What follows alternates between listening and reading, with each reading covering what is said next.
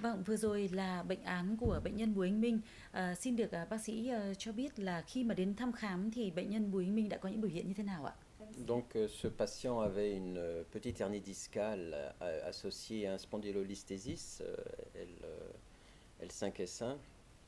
Euh, Globalement, il s'agit d'une pathologie donc du rachis lombaire. Je vous ai apporté ici un modèle anatomique. Ce qui est blanc, c'est le disque. Quand le disque est malade, il y a une compression postérieure qui appuie sur la racine. C'est ça qui fait mal au dos ou c'est ça qui fait mal dans la jambe si c'est une sciatique. Le raisonnement est le même au niveau du rachis cervical. Il peut y avoir également des compressions nerveuses, mais en ces cas-là, la douleur n'est pas bien sûr dans la jambe, elle est dans le bras. Hein. Donc au niveau du rachis lombaire, il peut y avoir deux types de maladies, soit une maladie qui touche le disque, et donc qui donne la hernie discale, soit une maladie osseuse avec un spondylolisthésis, avec un canal lombaire étroit ou avec parfois de l'arthrose tout simplement, qui provoque parfois des maladies mixtes discales ou osseuses. Il faut savoir donc traiter la cause, l'étiologie, et en fonction de la cause, le traitement médical ou le traitement chirurgical est différent. Như vậy là bệnh nhân Bùi Anh Minh đã bị thoát vị đĩa đệm, có những cái biểu hiện như là đau này, mỏi này, ở lưng. Vậy thì đấy là với bệnh nhân Bùi Anh Minh, còn với những bệnh nhân nói chung đấy ạ, thì chúng ta sẽ có thể nhận biết được cái tình trạng bệnh là như thế nào không ạ? Pour les hernies discales lombaires, pour les hernies discales lombaires, la symptomatologie la plus fréquente, c'est la lombalgie associée à une sciatalgie. La sciatalgie, c'est une douleur dans une jambe, plus ou moins postérieure, qui peut descendre jusque dans le pied. C'est une douleur qui survient essentiellement à l'effort, mais il peut y avoir de temps en temps, quand simplement le malade tousse ou éternue, ça peut suffire pour déclencher cette douleur.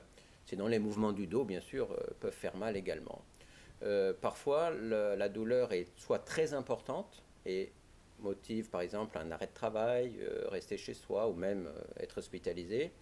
Parfois, les douleurs sont simplement gênantes, hein, mais durent très longtemps. Alors, le malade prend un traitement médical pendant une semaine, par exemple, et puis après, il va mieux. Mais il y a une récidive toujours douloureuse qui survient à peu près au bout de quelques semaines, quelques mois. Et c'est une maladie qui évolue comme ça par poussées douloureuses. Alors quand c'est trop gênant, c'est parfois l'heure de la chirurgie, mais on opère uniquement après échec du traitement médical. Vậy thì thưa bác sĩ, bệnh nhân Bùi Anh Minh bị thoát vị đĩa đệm là do đâu ạ? Và cái trường hợp của bệnh nhân này có khác với những cái trường hợp thoát vị đĩa đệm khác không ạ? Hay là cùng một nguyên nhân như nhau ạ? Il y a deux grandes étiologies aux hernies discales. Il y a soit le traumatisme, et là ça se voit aussi bien chez la personne jeune, par exemple entre 20, 30, 40 ans, que les personnes plus âgées. Donc c'est dû à un traumatisme qui abîme le disque. Soit c'est dû au vieillissement du disque. Le disque est composé d'une substance qui s'abîme avec le temps, qui se dessèche et qui provoque une destruction, une dégénérescence de l'intérieur du disque. En ces cas-là, ça se voit plutôt chez la personne un peu plus âgée, par exemple 50, 60, voire 70 ans.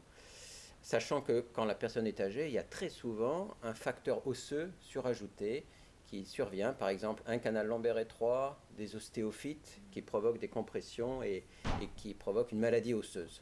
Đúng là như vậy, bởi vì là chắc là quý vị khán giả cũng thường thấy là trong cuộc sống ấy, có thể là không may trong gia đình của chúng ta có những người bị, hoặc là chúng ta quan sát những người chúng ta quen biết chẳng hạn.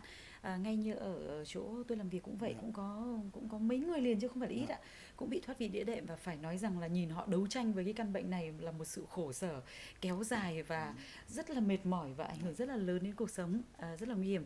Vậy thì thưa bác sĩ, làm thế nào để mà chúng ta có thể phát hiện ra là mình đã bị thoát vị đĩa đệm, tức là phải làm những xét nghiệm như thế nào ạ? Maintenant, quand on voit pour la première fois un malade qui souffre d'une lombosciatique, on peut lui donner un traitement médical d'essai, d'épreuve pendant quelques jours.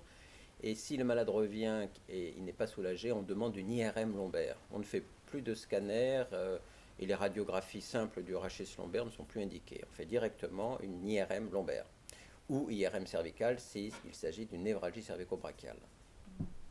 Như vậy là chúng ta sẽ có những cái cho chụp khám rồi cho chụp cộng hưởng từ, để từ đó chúng ta phát hiện ra những cái vùng mà đã bắt đầu bị chấn thương, có biểu hiện của thoát vị. Vậy thì thưa bác sĩ là điều trị cái thoát vị đệm bằng những cái bài tập vật lý trị liệu ấy thì nó có, chắc chắn là nó có tác dụng đúng không ạ? Chắc chắn rằng trong cái chuyên ngành vật lý trị liệu bây giờ là nằm chung trong cái ngành phục hồi chức năng đấy. thì người ta có rất nhiều các phương pháp có thể hỗ trợ điều trị cái trường hợp thoát vị đĩa đệm. Ngay khi bệnh nhân bị cấp nằm trên giường cứng thì người ta cũng đã cố gắng tập luyện cho người bệnh các cái động tác với cái tính chất là cứ từ từ tăng dần, thận trọng để giúp cho bệnh nhân tránh cái teo cơ về sau này. Thế ngoài ra thì trong cái chuyên ngành phục hồi chức năng của y học hiện đại đấy thì còn có phương pháp khác như là từ nhiệt. Thế rồi những cái trường hợp có chỉ định thì người ta có thể cho kéo giãn cột sống. Những cái đó sẽ làm giảm cái áp lực cột sống, giảm cái đau cho người bệnh, giảm cái hội chứng ép rễ. Tức là cũng có rất nhiều những cái phương pháp để mà chúng ta sử dụng để mà điều trị trong quá trình điều trị cái thoát vị đĩa đệm, đúng không ạ? Dạ vâng. Chúng tôi có nhận được thắc mắc là có thoát vị đĩa đệm đa tầng, nhiều tầng. Vậy thì giáo sư có thể giải thích rõ hơn về cái khái niệm này được không ạ? Effectivement, il peut s'agir d'un conflit situé à un seul niveau, par exemple L4, L5 ou L5 et 5, si c'est au niveau lombaire. Très souvent, quand il y a une dégénérescence de l'ensemble du rachis lombaire dû à l'âge, au rhumatisme, au vieillissement osseux et du disque, il peut s'agir d'une hernie, par exemple, polyétagée avec des atteintes au niveau L2, L3, L3, L4, L4, L5. Parfois, c'est associé aussi à des sténoses canalaires, c'est-à-dire un canal osseux trop étroit, et très souvent, c'est sur 2 ou 3 étages. Donc les maladies sont différentes, les malades sont différents et les traitements sont différents en fonction de la clinique, de la symptomatologie, mais aussi en fonction du degré d'atteinte. De temps en temps, il s'agit uniquement d'une pathologie osseuse ou uniquement d'une pathologie discale. Parfois, c'est l'association des deux atteintes qui font qu'on ne peut pas donner un schéma unique de la hernie discale. Vậy thì để mà điều trị thoát vị đĩa đệm thì có những phương pháp phẫu thuật gì và khi nào thì bệnh nhân sẽ được chỉ định phải phẫu thuật ạ? Les hernies discales sont traitées de différentes manières. Il peut s'agir d'une chirurgie classique qui a toujours été faite et qui donne de bons résultats. Il peut s'agir d'une microchirurgie qui permet de faire un abord un petit peu plus étroit et peut-être d'avoir une meilleure visualisation péropératoire de la hernie, des petites hémorragies. Il peut s'agir également de techniques endoscopiques qui peuvent se faire.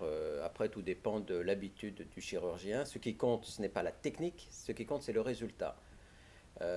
Souvent, les gens font attention, savoir s'il y a une incision dans le dos de 8 mm, de 12 mm, de 15 mm, ça dépend. Ce n'est pas l'incision cutanée qui est importante. Ce qui est important, c'est le résultat, c'est la qualité du geste qui fait que la douleur disparaît, que le malade peut reprendre une vie socio-professionnelle normale. C'est ça qui est important.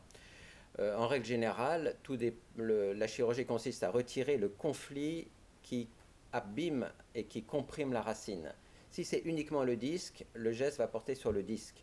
S'il s'agit également d'un problème osseux, le geste opératoire chirurgical portera sur le disque et sur l'os, c'est-à-dire sur le foramen, sur la partie osseuse qui comprime le nerf.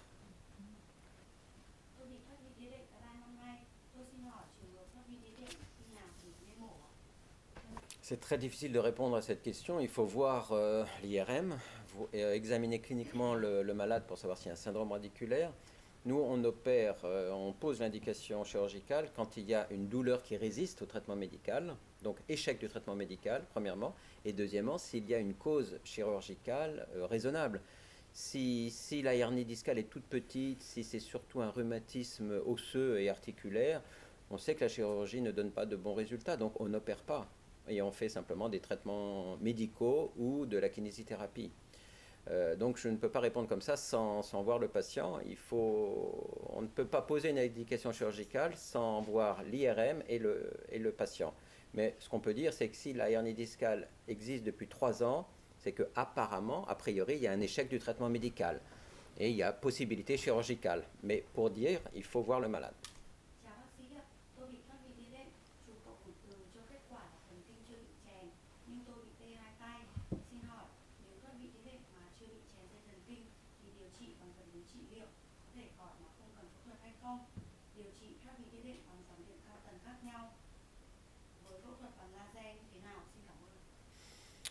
Là encore, la réponse est assez difficile parce que apparemment, ce patient dit qu'il n'y a pas d'hernie discale.